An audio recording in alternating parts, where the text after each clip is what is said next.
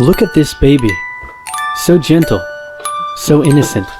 You'd think this child would grow up to become a good man. An honest man. Well, think again. Hitler was born Adolphus Hitler in 1889 in a small town in Austria-Hungary. His father, Alois Schicklgruber, was born out of wedlock, but eventually changed his name to that of his stepfather, becoming Alois Hitler. Alois was a mid-level Austrian customs officer, not really rolling in cash, but certainly rolling in women.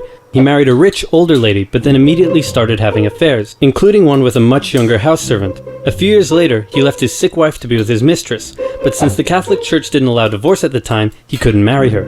So he waited for his old wife to die and had a child in the meantime. Then his wife died, so he married his mistress and had another child, but then his new wife got sick, so he employed his much younger cousin Clara to take care of her. Then when his new wife died, he immediately got Clara, his cousin, pregnant, and then married her, in that order, you rock star. Clara and Alois had 3 children together, who all tragically died while in infancy. So when the 4th child, Adolf, came along, Clara spoiled him rotten. The Hitlers had 2 more kids, and the family moved around a few times, meaning Adolf had to attend 5 different elementary schools. Adolf's father was strict, quick to anger, and took most of it out on the eldest son, until he had enough and ran away at the age of 14, leaving 7-year-old Adolf to do most of the chores and get berated by his father. The result was a difficult relationship with his dad, while he was super attached to his mother, who worried over him and his health excessively. Hitler did well in school at first. His grades were good and his teachers praised him. He was popular with the other kids and enjoyed gathering them together to play war games. He also loved reading and particularly liked stories about cowboys and Indians. As he grew older though, he started to get into trouble. He was caught smoking once, organized a raid on a local orchard, tormented his pro-Austria religion teacher with symbolic gestures, displaying his allegiance to the idea of united Germanic people under a greater German state in defiance of Habsburg Austria. You know, the usual. All of this enraged Adolf's father, who punished him severely. The area of Austria-Hungary that Hitler lived in was once part of the German Confederation, and many of the people who lived there considered themselves to be German. Adolf tended to just go against whatever his father said, and since his father was an Austrian public official, Hitler got big into German nationalism. This enraged Adolf's father, who punished him severely.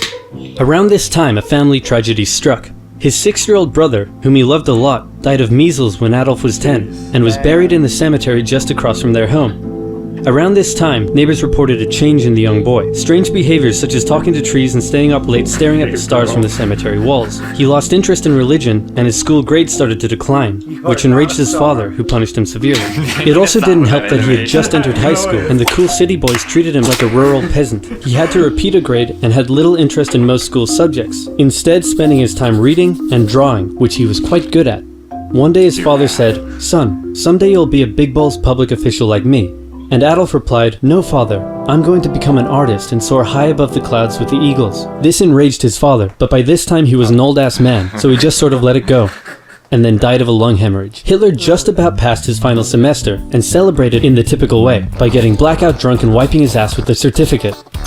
However, he didn't take the overall final school exam, instead just dropping out. The now 16-year-old boy was unemployed, without much purpose in life, and for the next 3 years he stayed that way. He spent most of his time at the opera with his only friend, August Kubizek. Kubizek later wrote his memories of the young Hitler, and said he was passionately interested in many things, felt he was in many ways better than others his age, was quick to anger just like his father, and an incredible speaker once he was ranting. When he was 18, he said a very sad goodbye to his mother and went to Vienna to take the entrance exam for art school. He failed. Soon after, he had to return home. His mother was sick, and her health was rapidly deteriorating. Hitler stayed by her side, and when she eventually died, the family doctor said he had never seen someone so overwhelmed with grief as Hitler was.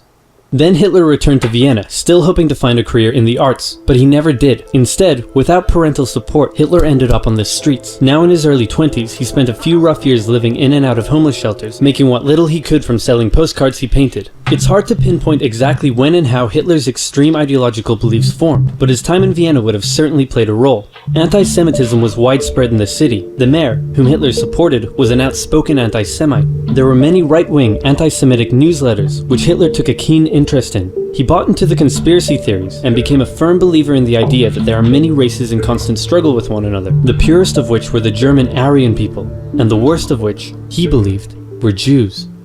Since Austria-Hungary was a multi-ethnic empire full of lesser races, Hitler wasn't a fan. So when he was 24, he moved to Munich in Germany to avoid doing military service, and for one more year he was a drifter on the streets, until something huge happened. In 1914, long-standing tensions in Europe erupted into the First World War. Crowds across Europe celebrated the news. Within days, Hitler volunteered for the German army. The war gave him a purpose in life. His fellow soldiers gave him friendship and brotherhood. Despite the horrors of war, Hitler considered it to be the best time of his life.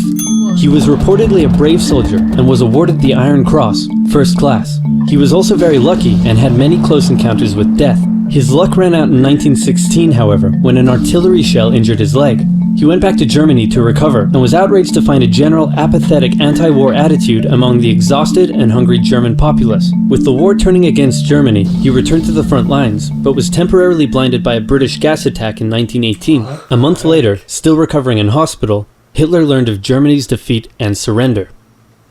The terms of the peace treaty were tough on Germany. It had to pay a lot of money and lose a lot of soldiers. These conditions weakened Germany and humiliated the German people. Europe's borders changed after the war too. New countries were formed out of Russia's lost territory, Austria-Hungary was dissolved, and there was one big new country splitting Germany into two. Hitler, seeing the country he loved humiliated like this, said that hatred grew in him for those responsible, by which he meant communists and Jews, who he believed had stabbed Germany in the back by spreading dissent and anti-war propaganda back home.